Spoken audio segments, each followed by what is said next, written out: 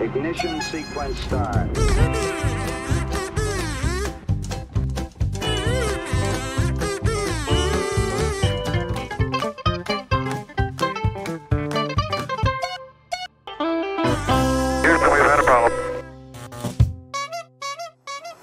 Olá para todos que estão nos assistindo a mais esse finalmente. Hoje é sexta-feira! Você sabe, para encontrar o finalmente, basta você entrar no YouTube ou no site www.inace.com.br. Hoje nós temos uma pessoa maravilhosa aqui que está conosco, um aluno de quê mesmo? Pedagogia. Pedagogia, aluno de pedagogia, formado já, né? Formado, foi aluno de pedagogia nesta maravilhosa, egrégia e portentosa instituição. Portentosa é o Titio Urso. Titio Urso. Mas por que Titio? Que história é essa? Porque após a minha graduação como pedagogo, trabalhei durante muitos anos como recreador. E aí esse foi o nome que ficou, Titio Urso, Titio Urso, Titio Urso. Acabei perdendo minha identidade. Mas é um urso jovem ou velhaco? Ah, já é um urso velho, aquele urso que fica na caverna, Aqueles sai pelos todo brancos, desgrenhado cinza. da caverna, come carne, olha feio pra humanidade e volta para os seus recônditos. Pobre urso velho. E hoje o Titio Urso vai estar aqui fazendo uma substituição maravilhosa do Finacim, que aliás agora vai ser sempre assim. Nós sempre teremos um convidado, uma personalidade nova, também dando apoio pro professor Duda. São os nossos universitários aqui do programa. E ao meu lado está Márcio Freitas, né, Márcio? Tudo bom contigo, Márcio? Tudo bem, obrigado aí, gente. Uma salva de palmas. Márcio Freitas, salve de palmas.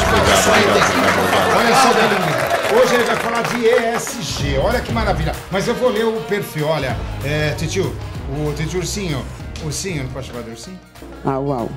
É romântico Aí você demais, me- né? aí- No primeiro momento, logo assim. Mas vamos lá. Ele é jornalista, relações públicas, escritor e consultor de comunicação e sustentabilidade. É formado em comunicação social pela Casper Libero, pós-graduado em jornalismo institucional pela PUC de São Paulo, inteligência de mercado pelo Senac e MBA em gestão e marketing de empreendedorismo pela PUC Rio Grande do Sul. Bate! Vamos lá. Mais de 2 décadas ajudando empresas e instituições a evoluírem com governança, responsabilidade socioambiental, assessoria e consultoria para a comunicação corporativa, relacionamento com imprensa, gestão de crise e reputação, relacionamento com público críticos, projetos de responsabilidade socioambiental, educação corporativa, treinamento de porta-vozes, endomarketing, comunicação interna para RH, projetos de comunicação comercial, produção de conteúdo e estratégias para redes sociais, além de organização de eventos e pesquisa de mercado. Joga búzios, cartas e tarô também. Eu acho que sim, só não colocaram aqui produção,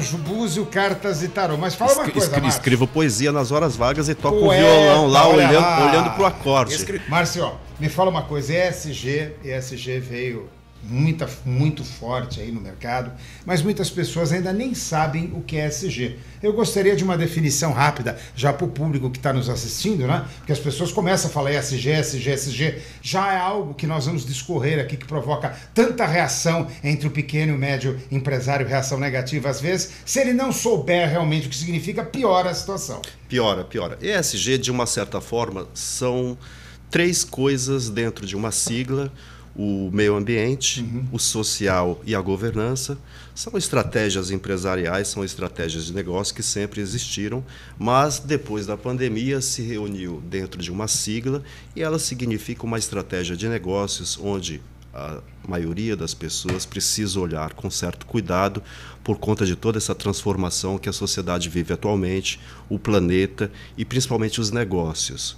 Hoje, nenhuma empresa deve ser considerada uma ilha, mesmo independente dela ser pequena, média ou grande, ela precisa se preocupar. Então, ESG, de certa forma, é um caminho para que você possa fazer um negócio um pouco mais aprumado com as necessidades da sociedade e ser bem-sucedido se você aplicar isso realmente com genuinidade e com estratégia, como se fosse qualquer coisa que você tivesse ali como interesse comercial.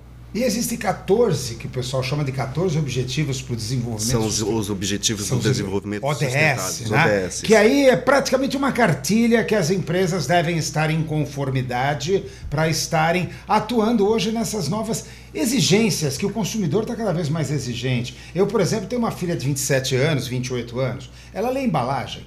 Ela lê embalagem, a tratativa do produto, para onde vai, reciclável ou não, quantidade de sódio, quantidade de açúcares. Ou seja, o empresário, como você muito bem disse quando estávamos nos bastidores, há 100 anos atrás estava pouco se importando com isso. Basta dizer que o quissuco, para preparar o quissuco, na nossa época se utilizava quase 1 litro de açúcar.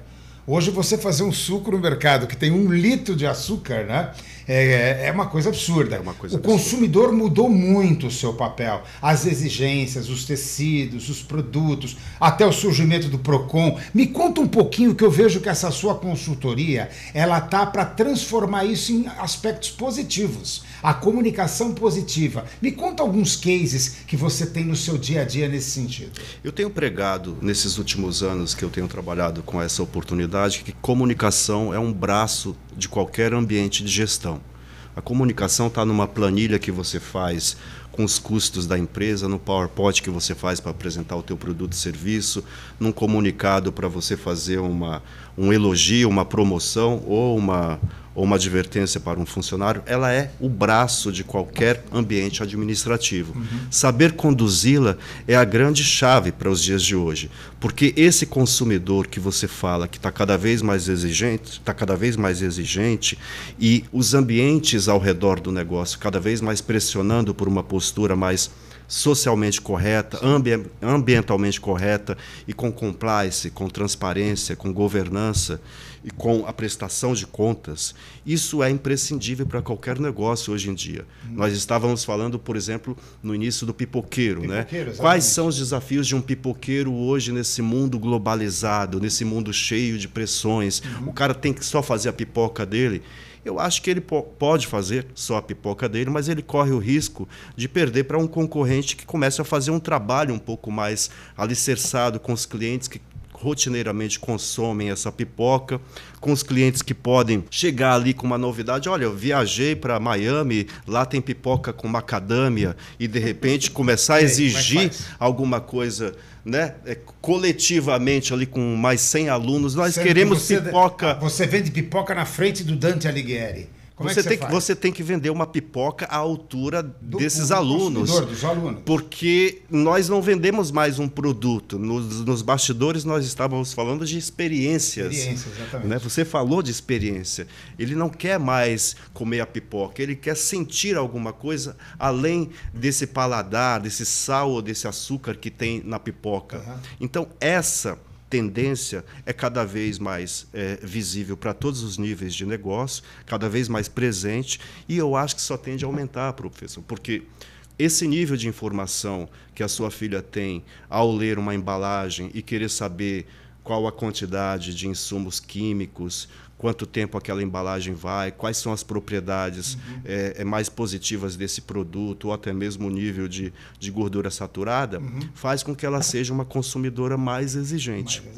Então, ela pode cobrar uma postura diretamente da empresa por meio do SAC, já que o senhor falou de Código de Defesa do Consumidor, uma grande vitória para os brasileiros, no final dos anos 90 começou a estruturar tudo isso. E hoje, se nós estamos falando realmente da maturidade, da comunicação empresarial, de todo esse processo das empresas procurarem do SAC, a ouvidoria, os comitês de preocupação com o cliente. Nós devemos muito ao código. O produto voltado para o cliente, não voltado só para o lucro. Isso. Stockholders e stakeholders. Define isso um pouquinho. Como é que está isso Então, hoje? graças ao Código de Defesa do Consumidor, nós temos esse alicerce perfeito que deixou nós, nesse ambiente de hoje... Que é o ambiente hoje é um negócio, é o ambiente dos negócios. Dos negócios. E é natural. Você tem que se preocupar com todos esses públicos, porque eles, de uma certa forma, influenciam no seu negócio. Exatamente. É claro que o pipoqueiro pode dizer para mim, eu não preciso me preocupar com a mudança climática porque o preço do milho vai aumentar só R$1, coisa do tipo.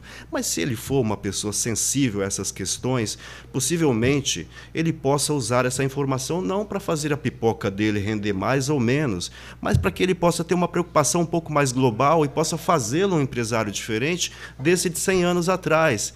Porque a informação, ela é uma matriz muito importante para você prospectar negócios sustentáveis.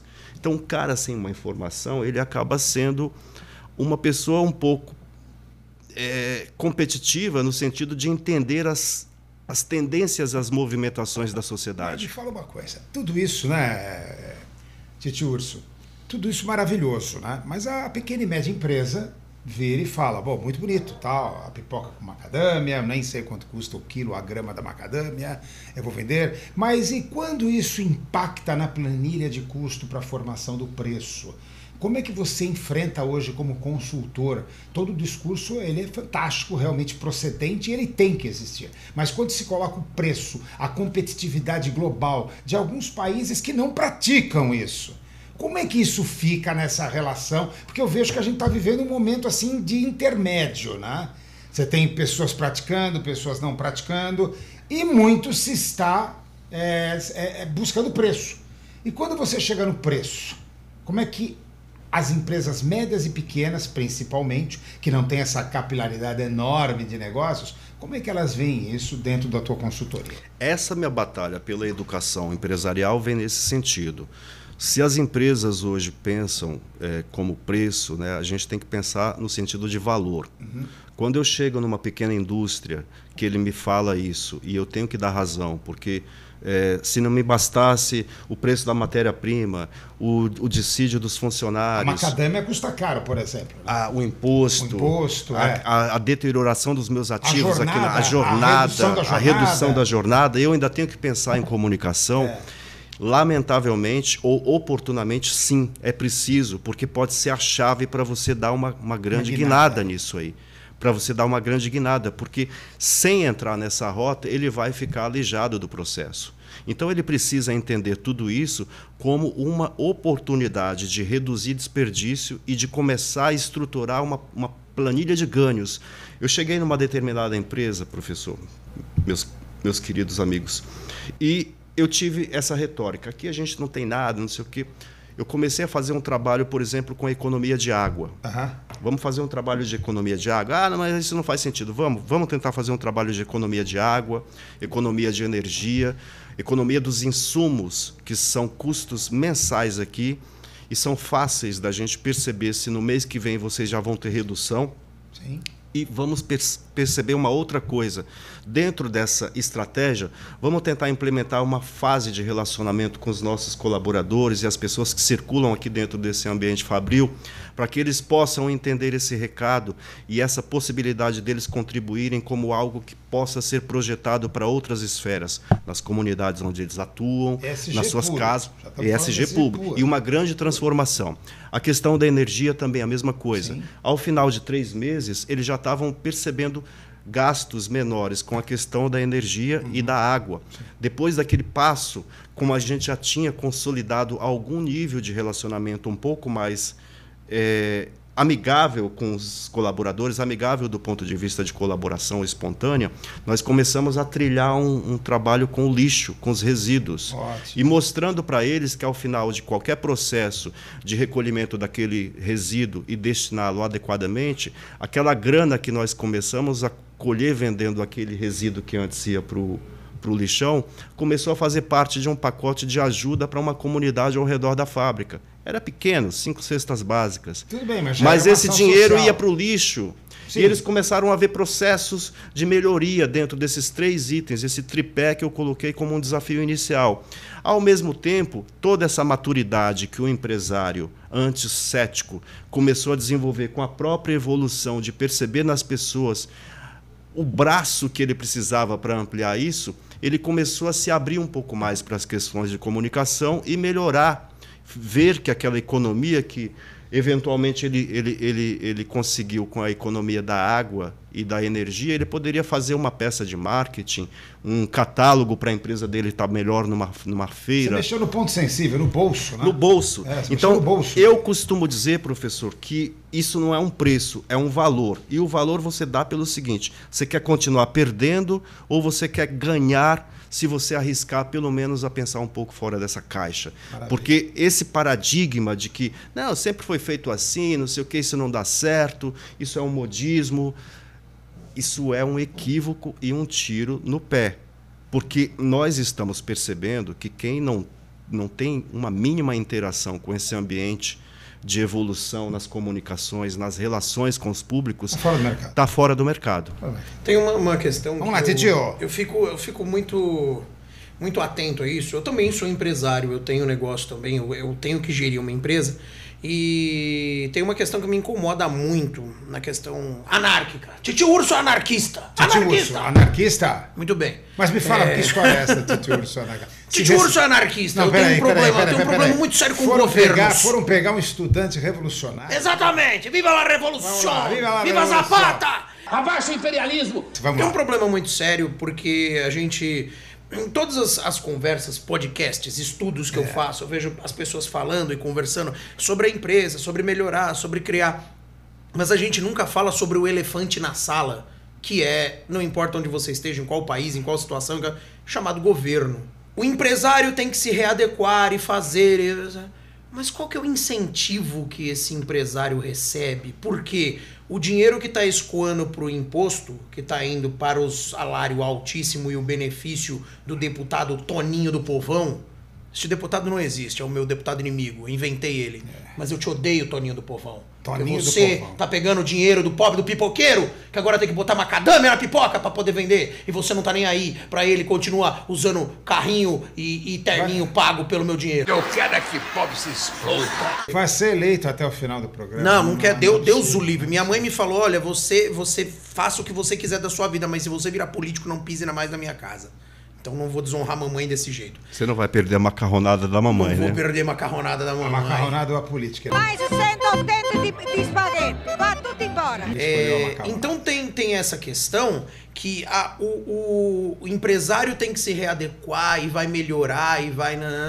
Mas... para ele se readequar, como vocês estavam falando, é caro, custa dinheiro. Aí tem que vir um profissional para ensinar o cara o melhor caminho. Então, às vezes, o cara ele não quer nem se readequar porque ele não quer, porque ele é um ignorante, porque às vezes não tem condições mesmo. E um mínimo de incentivo fiscal já faria toda a diferença para o cara poder implantar isso. Só que para ter incentivo fiscal, eu diminuo o imposto. Quando eu diminuo o imposto, eu estou diminuindo os salários e os benefícios do Toninho do Povão. E aí? Como é que a gente fica nessa situação? Por que a gente vai ter que ficar sempre nesse bate-volta empresário? Tem que se reinventar, enquanto o político tá lá só batendo palma e falando temos que fazer porque é bonito.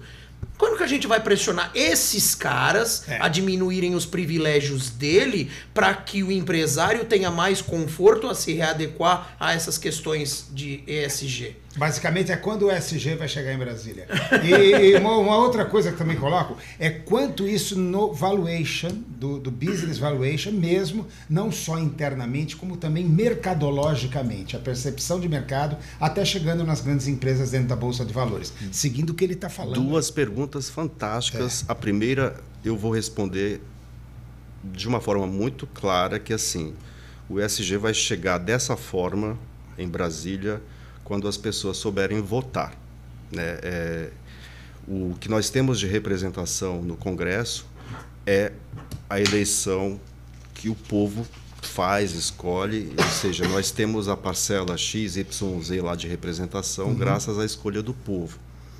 Então, assim, nesse sentido, eu acho que ainda leva um pouco mais de tempo. Mas, de certa forma, essa provocação também nos leva a entender que hoje, de uma maneira geral, os órgãos governamentais, as instituições já estão olhando para esse lado da sustentabilidade de uma forma mais robusta.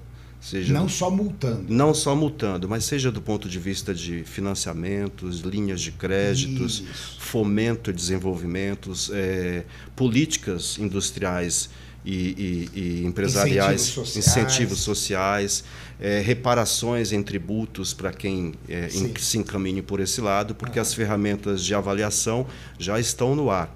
Eu não tiro em nenhum momento a razão de dizer que nós ainda temos uma representação aquém do que poderíamos ter por tudo aquilo que nós esperamos para o Brasil. Que atravanca um pouco. Mas atravanca, atrasa muito. E cria também esse tipo de ruído de percepção que muito legitimamente ele coloca, que faz parte da visão de muitos empresários, de que o governo só atrapalha.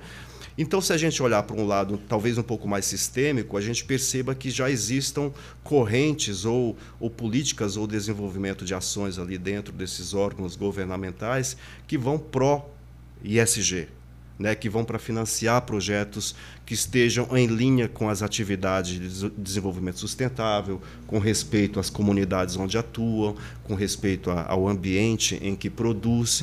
Esse tipo de coisa a gente pode ver em financiamentos bancários, não só os do governo, Aí mas entra o valuation, já o começa valuation. a ter valor prático, valor financeiro. prático, financeiro, porque Não é na economia, mas no incentivo do negócio. E tampouco você vê isso de uma forma isolada, porque, vamos lá, as grandes corporações, nós estamos falando aqui de uma maneira focal nas pequenas e médias empresas, Sim.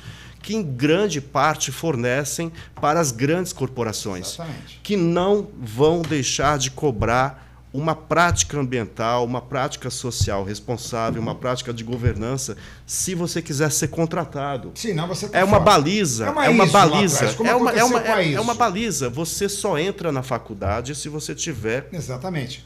Tal pontuação. tal pontuação. Senão não entra. Então, assim, para que essas empresas pequenas deixem de ver talvez essa guerra invisível com o governo, da maneira como você provocou, e comecem a ver esse outro lado de possibilidades. Que é uma provocação realista. É uma provocação realista. E existe uma boa parcela do empresariado nessa escala de pequeno e médio, que é uma escala que sofre muito, porque está ensanduichada por imposto, por a questão de uma política de desenvolvimento que ainda não está à altura do que eles precisariam. Muitas vezes é um empresário que perde um emprego e vira empreendedor, muita da realidade do Brasil é essa, sim. e essa pessoa nunca teve em seu DNA aquilo que um herdeiro de uma Marfrig, exato. de uma grande companhia tem. E Nunca foi treinado Nunca pra foi isso. treinado, não Nada. sabe o que é sucessão. Nada. Sabe o que é sucessão. Não sabe o que é um processo de se qualificar para atuar no mercado. Não sabe o que é uma qualificação profissional. Foi jogado lá. Foi jogado por uma questão de necessidade e ele faz com que as coisas aconteçam daquela maneira, mas ele precisa de apoios como esses que a gente fornece para alertá-lo de que isso não é um caminho arriscado, é uma oportunidade. Mas eu não tiro a razão de que assim o governo ainda poderia ajudar muito mais. Isso requer cada vez mais cobranças consistentes da nossa parte, cidadão, e que a gente faça boas escolhas também, para que esse núcleo do legislativo possa ter um pouco mais de sensibilidade para esse lado, né?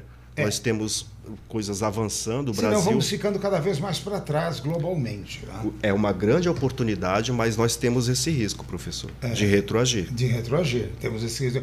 Eu tenho vários cases aqui, Stuart, mas vários cases. Eu tenho, por exemplo, o case da Volkswagen, né, as farsas que existem de certificações, de diesel e tudo mais, as grandes companhias também que se baseiam nisso, mas é uma coisa interessante, o quanto isso representa no valuation das ações. Qualquer coisa, isso foi uma sintomatologia global, né? Então aquilo foi reprimido, teve que se gastar muito mais, com certeza, do que para montar essa estratégia. Melhor prevenir do que remediar. Exatamente. O remediar foi gigantesco frente a esse prevenir, que eles não deveriam ter feito. Tem muita coisa que eu vejo que para mim soa muito como a história da roupa nova do rei. E- A empresa vai se é. adaptar, mas é uma adaptação que só os inteligentes podem ver. Ela existe na teoria, mas na prática você fala, não, amigo, mas não está acontecendo. Não, mas eu tenho um papel que diz que está. E você fica tipo, peraí, rei, isso é uma extravagância. Olha, estamos falando com o Márcio Freitas, você já sabe. Para entrar aqui no nosso Finamente, basta entrar no YouTube, procurar Finamente ou www.inace.com.br. É isso mesmo, Titio Urso? Exatamente. E olha, você já sabe, hoje estamos falando com o Márcio um assunto que a gente poderia ficar dias aqui, Márcio. Dias. Nós temos a parte social, que é uma parte bastante caótica nesse sentido. Nós temos o envolvimento do terceiro setor com o segundo setor. Daria para nós ficarmos dias conversando. E mas eu aceito infelizmente, outros convites. Você aceita outros convites. E, aliás, ó, já está marcado. Márcio Freitas, nosso o homem já está participando conosco, o nosso diretor de produção aí. Márcio, a gente está entrando num momento muito bacana que eu quero que você faça uma síntese, que é o momento do sonho. Eu quero descobrir, aliás, o sonho já está se preparando. Eu vim atrás do meu sonho. Eu não chamei. Olha, por favor. E o que significa esse Obrigado. momento, Márcio, esse momento significa uma coisa muito importante, que é o fato, por favor, meu querido e nobre amigo ursinho. Muito obrigado. É um ursinho de pelúcia, não é uma gracinha, não é? Olha que bonitinho. É Olha o político. detalhe, câmera, detalhe do Este nosso sonho é ursinho. politicamente produzido. Olha, Ele cumpre as metas de ESG. exatamente, exatamente. Me fala uma coisa, qual o seu sonho dentro desse cenário que você acabou de nos traçar até o momento? Meu grande sonho é contribuir para que o pequeno e o médio empresário tenha um amadurecimento do ponto de vista da educação estratégica que ele deveria ter para os negócios atualmente. Eu sou um cara que acredito muito nessa questão da sustentabilidade como uma forma de transformar. Eu nasci em Fortaleza, mas tive uma oportunidade de passear pelos sertões e andei por outras bandas daquele lugar, daquela região. E a questão da preservação sempre foi constante, para você economizar água, porque senão não tinha, para você preservar uma planta, porque senão a seca ia acabar. ESG. Então, isso vem da minha formação. Seu DNA, Isso é genuíno. E eu tive sempre uma preocupação com a natureza, porque eu percebi ao longo da minha vida que as alterações que foram feitas alteraram também as nossas vidas, para o bem ou para o mal. Isso é uma coisa que é fato. E o meu grande sonho é que eu conseguisse seguir contribuindo para que a educação empresarial desse nicho fosse cada vez mais presente e que eles tivessem realmente esse tipo de percepção e levassem seus negócios para um outro patamar. O meu desejo como sonho é este. Eu tenho feito o meu trabalho, é um trabalho de formiguinha, eu não consigo mudar a realidade dos milhões de empresários que estão aí, são muitos, mas aqueles com os quais a gente tem relacionamento têm passado por uma transformação e o resultado é muito importante para que a gente possa dizer assim, estou motivado a seguir. E o meu sonho é esse, é seguir com esse trabalho ter a contribuição de vocês para que a gente possa chegar aqui e discutir um pouco mais amplamente algumas questões. Claro que o tempo é muito pouco, claro, mas é uma grande oportunidade para a gente esclarecer. Isso dão vários blocos, nós podemos quebrar isso em vários Eu blocos. aceito outros convites. Vamos lá, já está aceito o convite. E dizer que assim, a minha luta é para fazer com que esse nicho empresarial tenha minimamente capacidade para sobreviver de uma forma digna e competitiva nesses tempos de mudanças climáticas, de transição energética, de pressão regulatória e pessoas, consumidores cada vez mais exigentes por boas práticas empresariais. Maravilha, Márcio, eu Esse quero é meu falar com sonho. você. Márcio tem que vir, inclusive, para falar do livro dele. Do livro dele, ele tem o livro dele também, Tenho, que ele tenho. lançou o livro. Mas, Márcio, eu quero falar com você. Nós vamos voltar a falar com você, mas eu agora, espectador, quero falar com você. Eu te contato aonde? Meus canais, eu passo que celular, professor? Pode falar celular, Meu mas celular, só não faça brincadeira que tem alguém traumatizado. O meu Instagram é Márcio Freitas _2024, que é o ano corrente. Márcio Freitas _2024. Ano que vem vai ser 2025. Uhum. O meu Instagram, o meu LinkedIn é Márcio Freitas. Me encontra facilmente lá. Eu estou sem barba faz uns 2 meses. Mudei até a foto porque as pessoas não estavam me reconhecendo. Antes carreguei barba durante muito tempo. Estou agora com essa costeleta do Elvis aqui, um pouco na nostalgia. O que você acha da costeleta dele? Tá pequena. Eu cortei o cabelo ontem para vir para cá e o barbeiro tá... Você gosta do Elvis? Pelo visto muito, né? Gosto. Gosto mais dos Beatles, mas o Elvis também, aquela forma como ele se apresentou pela primeira vez, quebrando aquele jeito Frank Sinatra de cantar, rebolando ali. É um pipoqueiro com macadâmia, né? Ele colocou macadâmia na música. Macadâmia na música e aquela música virou rock and roll. Isso aí. Infelizmente, ultimamente a gente não tem escutado o bom e velho rock and roll. Você falando isso, eu trabalhei com ele 5 anos, eu me lembrei do senhor Abravanel, falecido Silvio Santos. Na realidade, ele estava lá, ele estava vendendo seus badulacs, mas ele vendia apresentação, vendia show, vendia entretenimento, vendia uma série de coisas. Já estava fazendo o que o seu pipoqueiro com macadâmia está fazendo, já estava colocando aquilo no produto, que o transformou num dos maiores empresários brasileiros. E principalmente inspirando. Inspirando. Exatamente. Silvio Santos é das figuras que nos deixou este ano, né? Mas eu tenho algumas figuras que já nos deixaram há alguns anos, mas parecem estar presentes pelo legado que deixaram. Sim, fortíssimo. Né? E na minha percepção, e eu não sei se eu vou falar besteira aqui, para mim ele permanece vivo por tudo essa... Sim. É como se tivesse uma entidade viva ali por toda a representação que ele tem, não só na TV brasileira, mas no modo de fazer esse tipo de coisa que ele fez. Entretenimento, estava lá todos os domingos. Todos os domingos, exatamente. Todos os domingos. Não precisava trabalhar, estava lá trabalhando com as minhas colegas de trabalho e sempre ouvindo as pessoas. E aí Ele fazia o SG naturalmente na década de 50, 60. E ele me lembra aquela emblemática frase do Gandhi: a satisfação deve estar no esforço e não somente na realização final. Exatamente, no esforço, exatamente. Márcio, com isso, por favor. Gostaria de aproveitar os nossos segundos finais. Estou naquela câmera ali. Ou qualquer câmera que você Márcio queira. Freitas, você está agora diante do Teorema de Charlinho, o menino que só queria estudar. Uma pergunta muito séria. Nossa, Você gosta da agenda ESG? Gosto.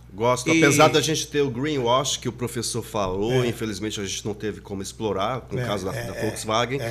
Mas a agenda ESG, eu acho que ela veio para ficar, ela pode se desmembrar se houver algum modismo como o ISO, porque nós temos, de tempos em tempos, algumas coisas de mudar a nomenclatura. Mas essa essência sempre trouxe a governança, o social e o ambiental. Nos últimos anos, eles sempre estiveram presentes nos negócios. E agora, simplificados nessa agenda, nessa sigla, né, eu acho que eles carregam ainda por um bom tempo essa prerrogativa de protagonistas dos bons negócios. Maravilha. Então você gosta da agenda ESG. Gosto. E você gosta de batata? Batata também. E você gosta mais da agenda ESG ou gosta mais de batata? É o próprio Gosto dos dois. É o macarrão. Gosto hein? dos dois. Gosta dos dois por problema com a igual. avó. Ele está aprovado no Teorema de Aprovado. Charlinho, o menino que só queria estudar. Charlinho. Mas vamos Grande. lá. Falamos com o Márcio Freitas. E aliás, é a hora do Tio Urso Produção. Cadê a caneca de Dubai? Onde está o diploma e a caneca de Dubai? Dubai, porque Do essa bairro do caneca... Brás. Não. Olha, nós tivemos a prerrogativa de um sheik que veio até aqui tentar comprar essa caneca. Nós vamos se presentear com essa caneca e outra coisa, olha só.